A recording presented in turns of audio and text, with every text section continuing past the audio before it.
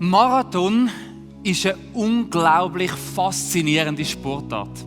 Ich weiss nicht, wie es euch geht, aber jedes Mal, wenn ich mir Gedanken darüber mache, wie krass das die Leistung ist, die diese Menschen vollbringen, dann nachher komme ich so ein bisschen ins Nachdenken.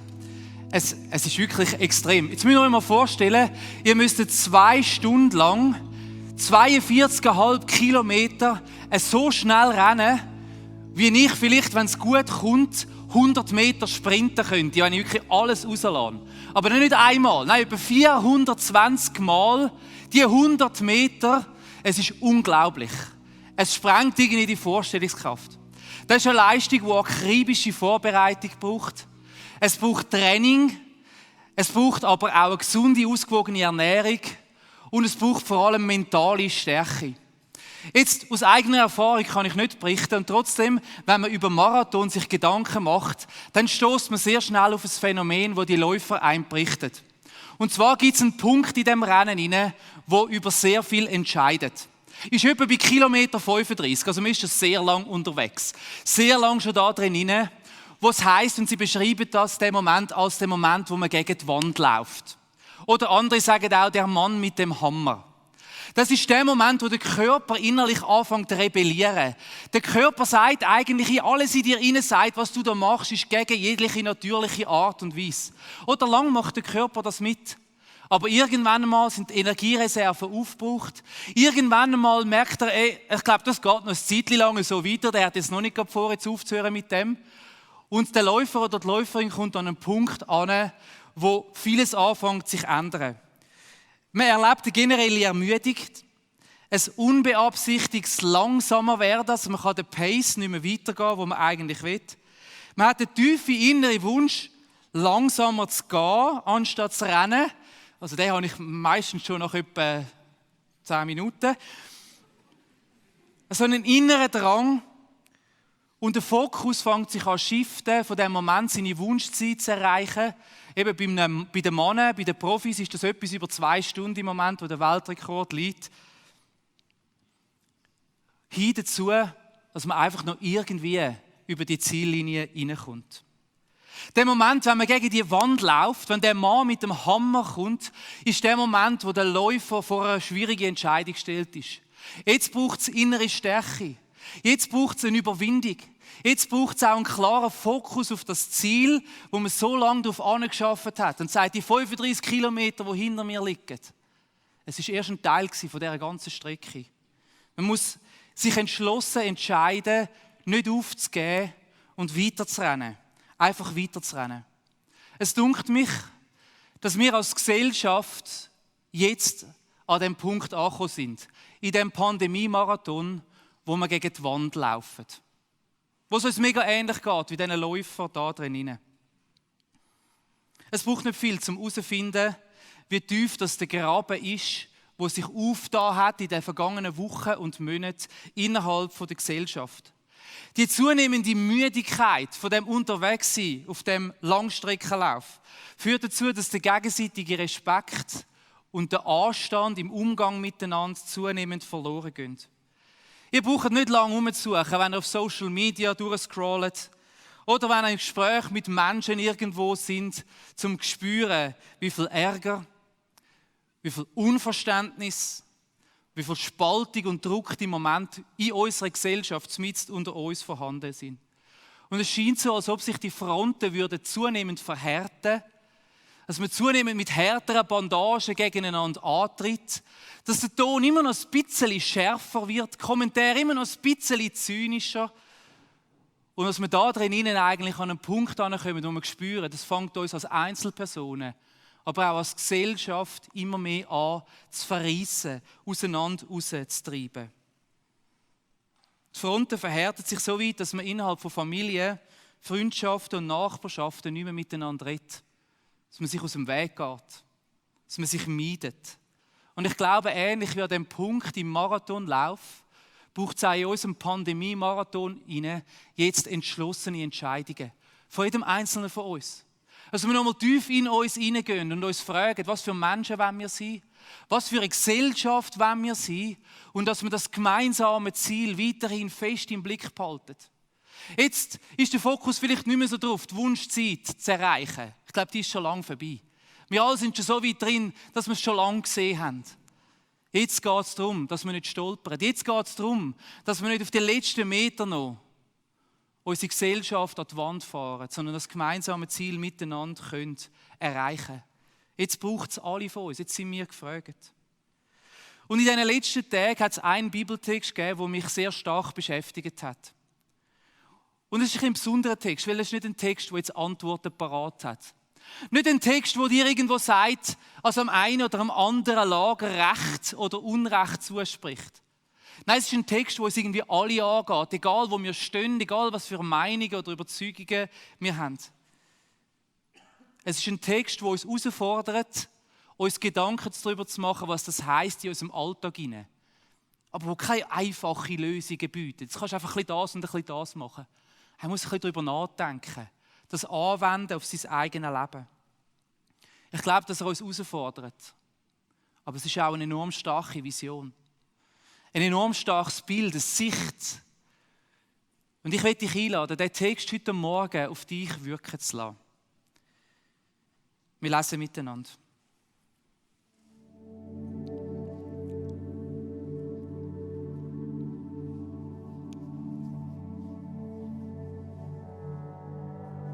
Liebe ist geduldig und freundlich.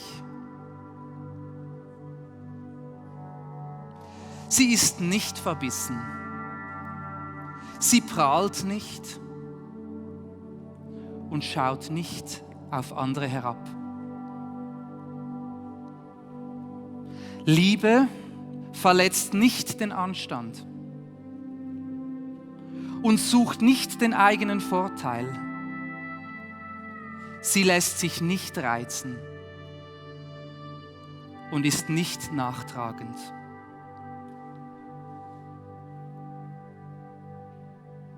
Sie freut sich nicht am Unrecht, sondern freut sich, wenn die Wahrheit siegt.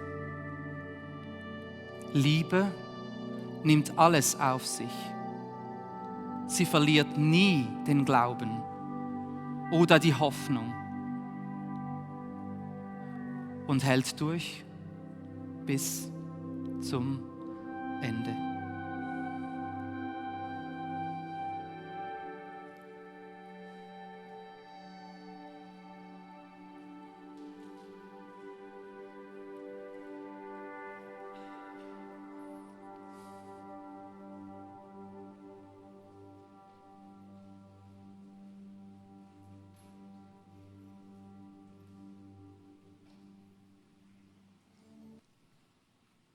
Ich bin überzeugt davon, jetzt liegt es an jedem Einzelnen von uns, das Licht, das Gott uns geschenkt hat, strahlen zu lassen und einen Unterschied zu machen in dieser Gesellschaft. Ich bin überzeugt davon, dass wir gläubige, christliche Menschen so viele Ressourcen zur Verfügung hätten, wo wir seit Jahrhunderten trainieren, wo du in deinem Leben seit Jahren trainierst und mit ihnen lebst.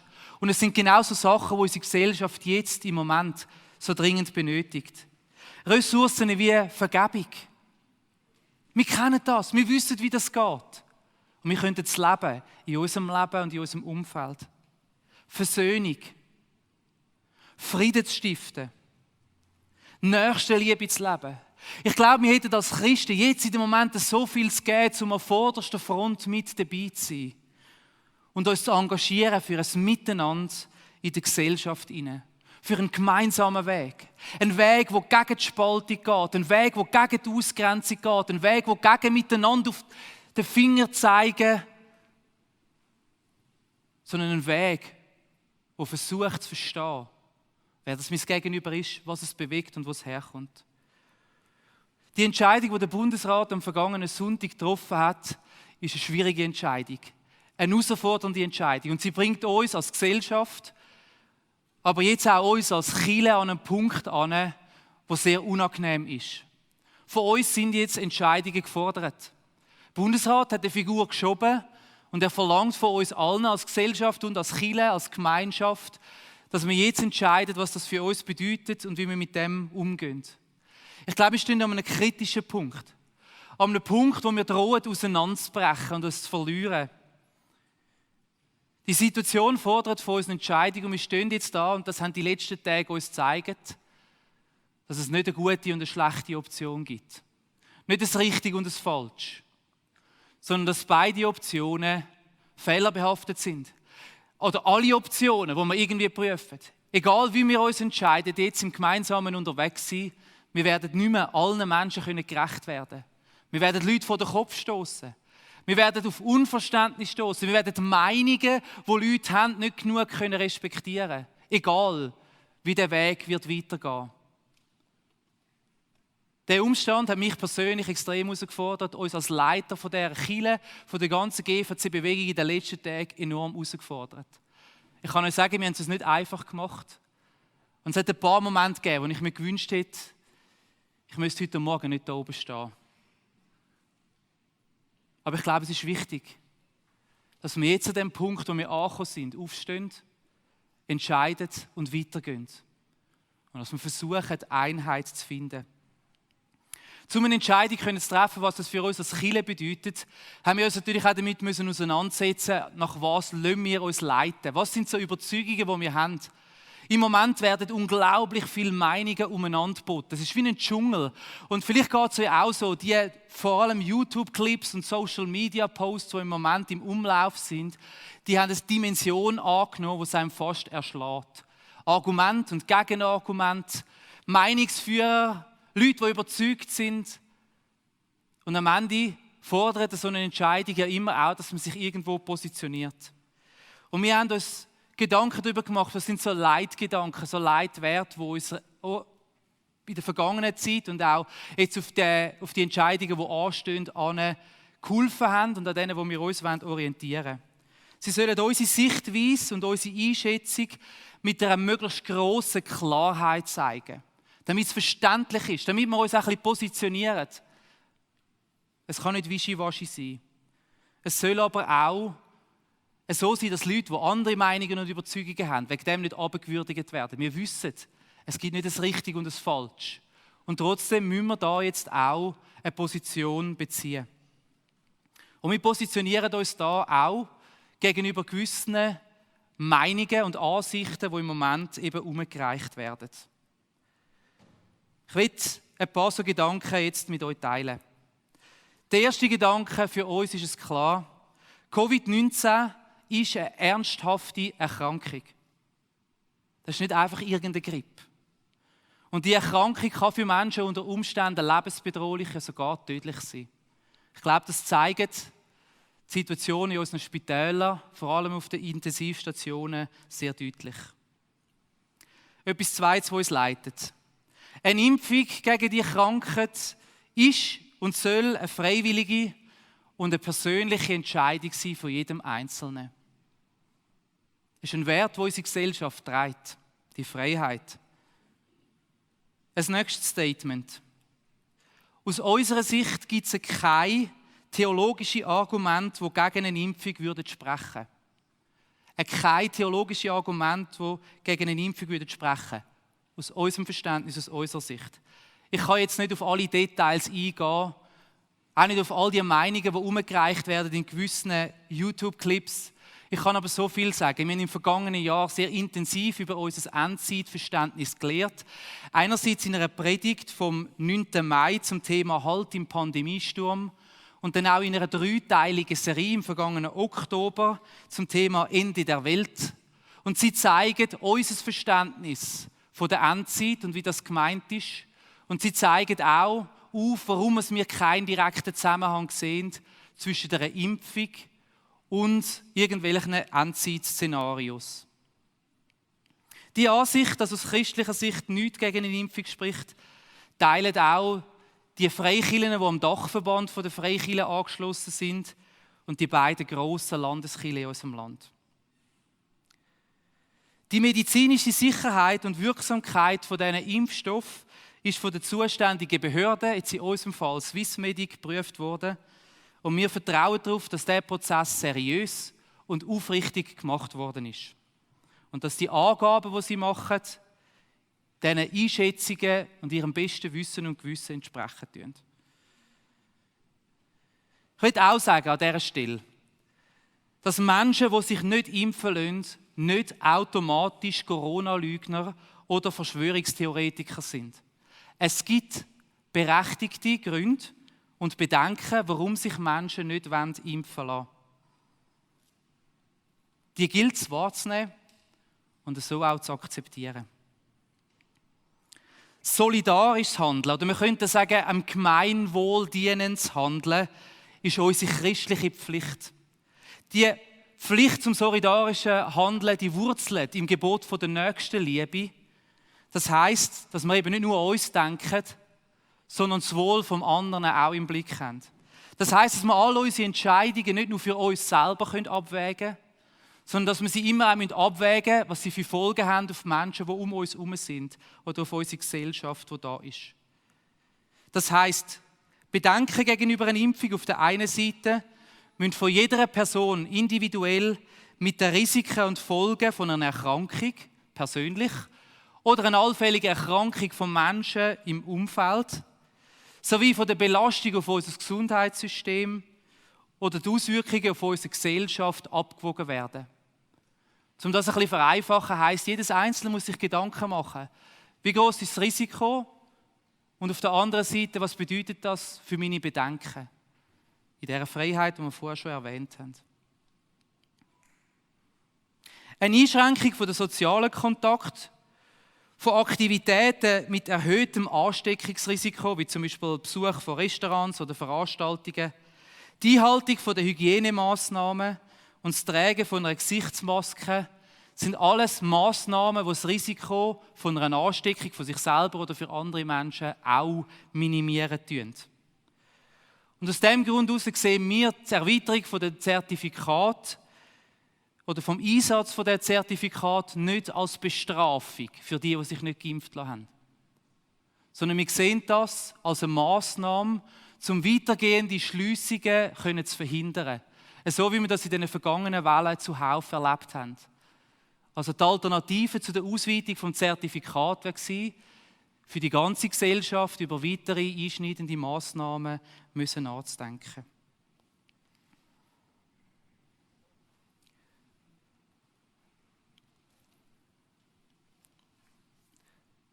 Im Moment gehen wir davon aus, als Kirche, dass wir, um genügend Platz für alle Gottesdienstbesucher zu haben, die hierher kommen wollen, und gleichzeitig unsere Kids- und Jugendangebote weiter aufrechterhalten zu können, wahrscheinlich auch in der Parkarena werden das Zertifikat nutzen.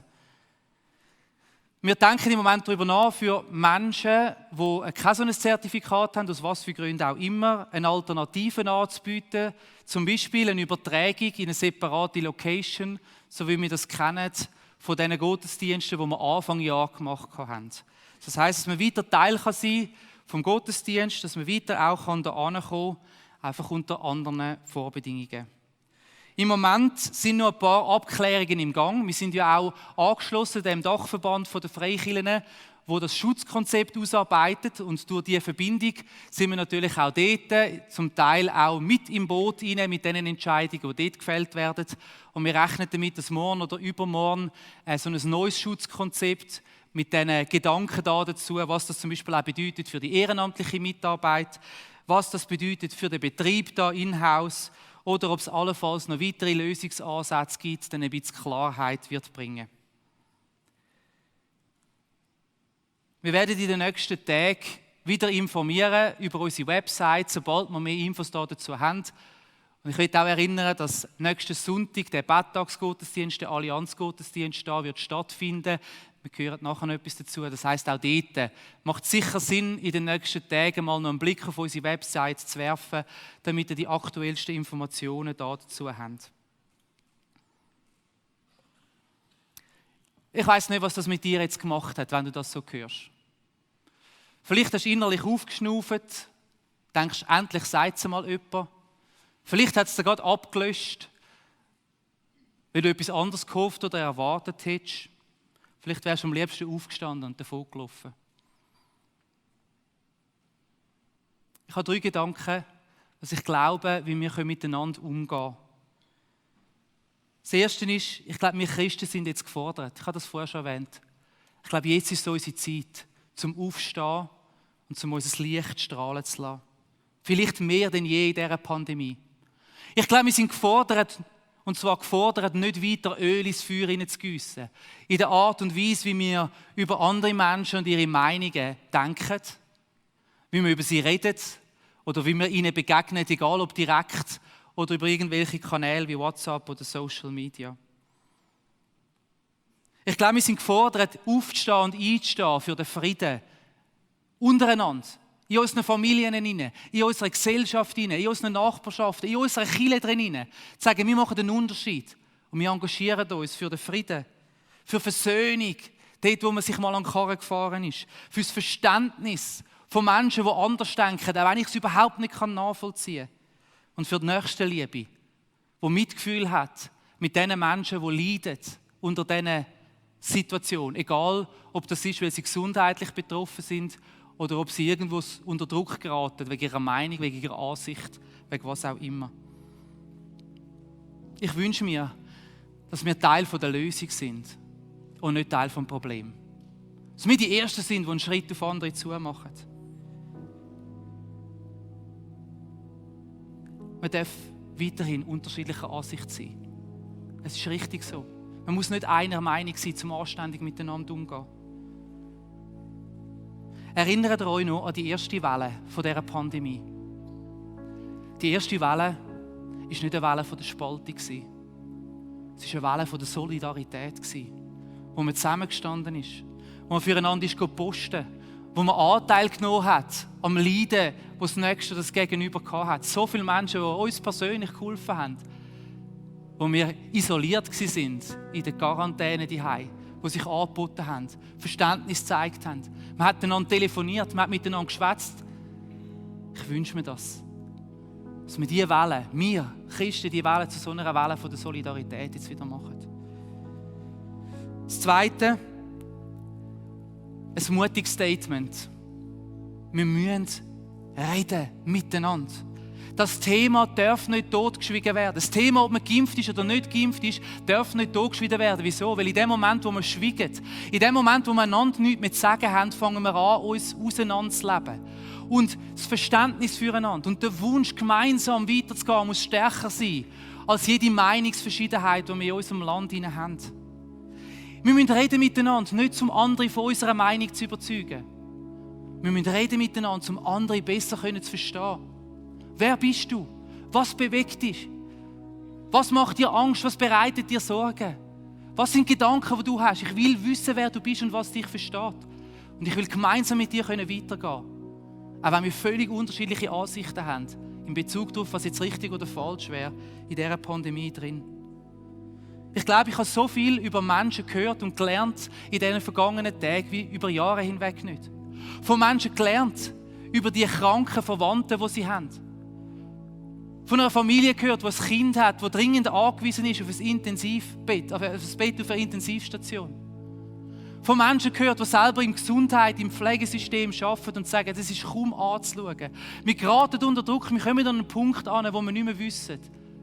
Wir müssen irgendwann mal entscheiden, wem das Leben rettet und wem nicht. Auf der anderen Seite aber auch Menschen, die Bedenken haben, sich etwas zu spritzen, wo sie nicht so genau wissen, was das ist. Ein Wirkstoff, den man bis jetzt noch nicht gekannt hat, oder eine Methode, die man bis jetzt noch nicht gekannt hat. Leute, die Bedenken haben, weil sie sagen, ich weiss nicht, was für ein Motiv das da dahinter steckt. Oder ob am Schluss sich da nicht Leute einfach bereichern an der Angst.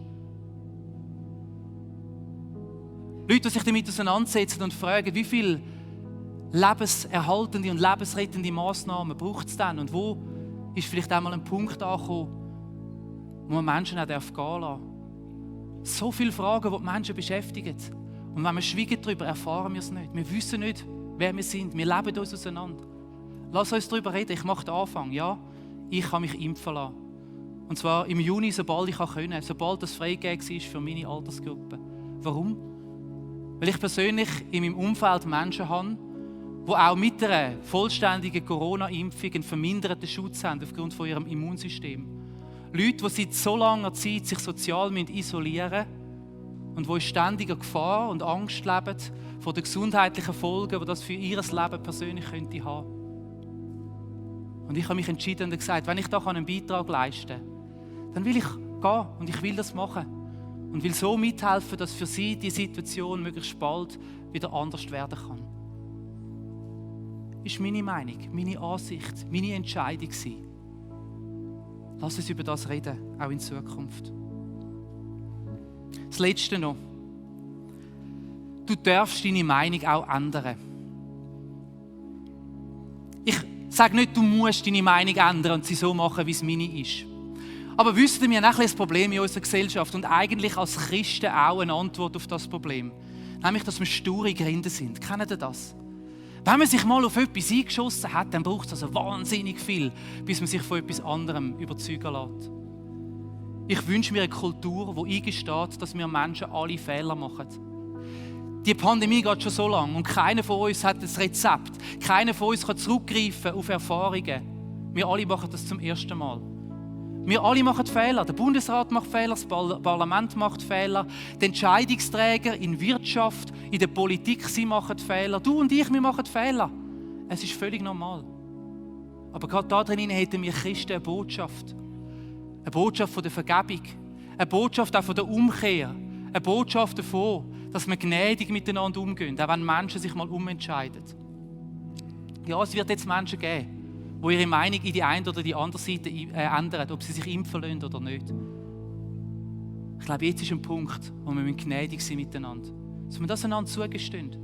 Dass wir Leute nicht aufhängen. Nicht mit zynischen Kommentaren hinten reinkommen und sagen, aha, jetzt, wenn es streng wird, gell, jetzt. Sondern dass wir einander Platz lassen und sagen, ja, es kann auch mal sein, dass man es heute jetzt anders sieht, die Situation anders beurteilt. Lasst uns gnädig miteinander sein und vor allem lasst uns zusammenheben. Zusammenheben und gemeinsam durch die Krise durchgehen. Zusammenheben, und ich erinnere mich da an eine Situation beim Marathonlauf, wo der eine so weit voraus war und so dehydriert oder was auch immer war, am Ende seiner Kräfte. Ich glaube, es war schon mal aus Afrika, dass er die Orientierung verloren hat. Und ein Engländer oder ein Brit ist ihm hinten nachgekommen und hat das gesehen. Und er hat sich in dieser Situation einen Vorteil verschaffen und hätte ihn können überholen. Aber er hat Solidarität gezeigt und hat gesagt, nein, es war besser gewesen. Er hat eigentlich verdient zum Gewinnen. Und er hat ihm geholfen und hat ihn durchgenommen, durch das Ziel durch. Oder es sind zwei Briten. Ich weiß nicht, ich habe es nicht nachgelesen, es ist mir spontan in den Sinn gekommen. Aber es war eine Situation, die zeigt, dass manchmal Gewinnen nicht heisst, der Erste zu sein. Dass manchmal Gewinnen nicht heisst, Recht zu haben. Dass es Gewinnen manchmal heisst, miteinander, gemeinsam unterwegs zu sein. Ich bete.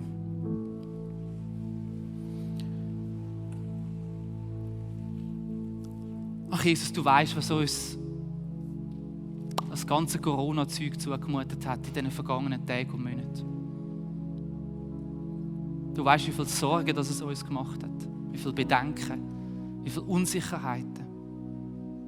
Du siehst, wie viel Streit, Ablehnung, Wut und Ärger da rum ist. Und du siehst, wie viele Leute das eigentlich genau wüssten, was man alles sollte. Und an dem Punkt da, wo wir stehen, bitte ich dich für mich und ich bitte dich für uns als Gemeinschaft, als Kirche, dass du uns jetzt hilfst, mutig zu sein. Hilfst, demütig zu sein. Hilfst, Schritte aufeinander zuzumachen. Dass du uns hilfst, unser Eigenes auf die Seite zu stellen und uns einzulassen aufs andere. Dass du uns hilfst, einzustehen für Frieden, für Versöhnung, für ein Miteinander.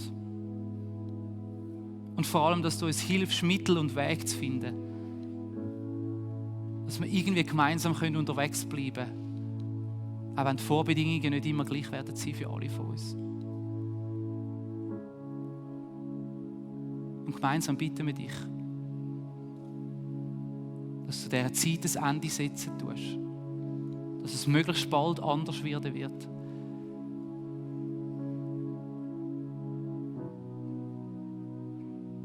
Und Herr, als Kirche wollen wir uns auch eins machen mit denen, die leiden, aus was für einem Grund auch immer, egal, wo sie stehen. Und sagen, es ist uns nicht egal. Und wir beten, dass du ihnen nahe bist, dass du ihnen Kraft gibst, was sie brauchen.